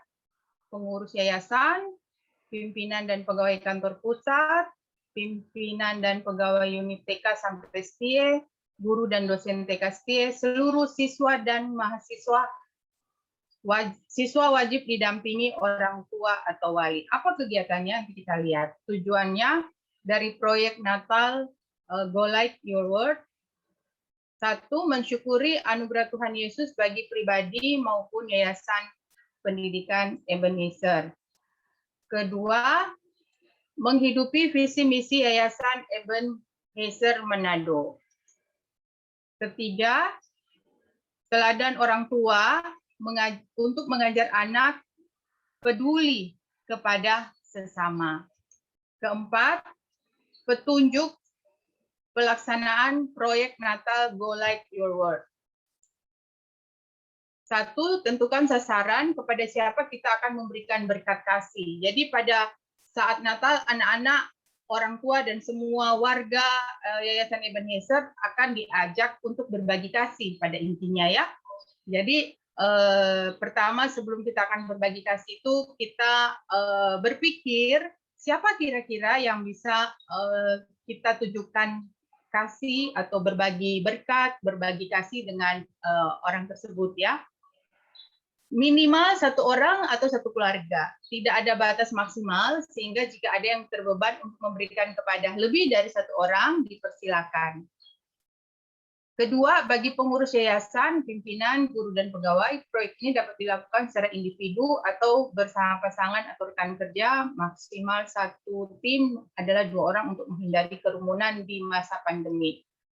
Kemudian ini saja. Yang kedua, bagi siswa TK sampai SMA Kristen Ebenezer. Jadi ini sama semua dari semua unit. Proyek ini wajib dilakukan dengan pendampingan dari orang tua atau wali. Ini saya lewat bagi mahasiswa. Yang ketiga, bentuk pemberian. Bentuk pemberiannya disesuaikan dengan kebutuhan penerima dan kemampuan dari pemberi. Tidak ada nilai minimal dan maksimal dari pemberian, asalkan pemberian itu adalah sesuatu yang layak dan memang dibutuhkan serta diberikan dengan hati yang bersyukur. Pemberian bisa berupa nasi kotak, paket sembako, parcel Natal, pakaian, dan sebagainya, tentu sesuai dengan apa yang dibutuhkan oleh orang yang menjadi sasaran kita ya untuk kita berbagi kasih di Natal tahun ini. Waktu pelaksanaan, nah ini perlu Bapak Ibu tolong perhatikan, waktu pelaksanaan itu dimulai dalam range waktu tanggal 1 Oktober, karena itu saat ini kita mulai mensosialisasikannya, karena akan dimulai per 1 Oktober sampai 3 November. Silakan Bapak Ibu memilih waktu mana yang mungkin pas dengan Bapak Ibu untuk melakukan kegiatan berbagi kasih ini. Kemudian dari panitia mengharapkan sebisa mungkin mengambil dokumentasi tidak langsung atau candid berupa foto untuk menghindari rasa tidak nyaman pada penerima. Tujuan pengambilan dokumentasi adalah juga sebagai arsip bagi panitia begitu ya. Jadi pada waktu pelaksanaannya Bapak Ibu bisa ambil foto secara diam-diam ya pada waktu momen berbagi kasih tersebut. Kemudian ini buat panitia saja. Rasanya sudah ya. Jadi ini dasar Alkitabnya Lukas 21 ayat 1 sampai 4. Ketika Yesus mengangkat mukanya, ia melihat orang-orang kaya memasukkan persembahan mereka ke dalam peti persembahan. Ia melihat juga seorang janda miskin memasukkan 2 peser ke dalam peti itu. Lalu ia berkata, aku berkata kepadamu, sesungguhnya janda miskin ini memberi lebih banyak daripada semua orang itu. Sebab mereka semua memberi persembahan dari kelimpahannya, tetapi janda ini memberi dari kekurangannya, bahkan ia memberi seluruh nafkahnya. Small but worth, ya. Itu dasar Alkitab untuk kegiatan berbagi kasih. Tidak semua orang bisa melakukan hal besar, tetapi kita semua bisa melakukan hal kecil dengan kasih yang besar, Mother Teresa. Jadi itu saya mensosialisasikan kegiatan di Natal, ya. Harap Bapak Ibu nanti kalau kurang jelas nanti bisa bertanya kepada guru-guru di kelas tentang kegiatan berbagi kasih dalam rangka perayaan Natal Yayasan Ebenezer yang nanti kita akan lakukan di range waktu tanggal 1 Oktober sampai dengan 30 November. Ya, semoga Bapak Ibu juga boleh menggerakkan anak-anak supaya mereka juga merasakan bagaimana mereka belajar berbagi kasih dengan orang-orang yang mungkin memerlukan, ya. Kita boleh ajak anak-anak ikut terlibat, entah itu kita berdoa dulu untuk orang-orang yang akan kita kunjungi, kemudian mengajak anak untuk mempersiapkan apa yang mereka perlukan, begitu ya. Sambil kita juga menjelaskan kenapa ya kita perlu berbagi dengan mereka, seperti itu ya. Jadi di momen Natal ini mari kita ambil bagian untuk berbagi kasih dengan orang-orang yang ada di sekitar kita, yang kita lihat yang mereka memerlukan hal itu. Itu pengumuman dari saya. Mungkin kalau ada, karena ini sudah hampir jam 11. Kalau ada mungkin pertanyaan atau tanggapan, Bapak Ibu bisa bertanya di guru kelas atau bisa juga ke saya, ya.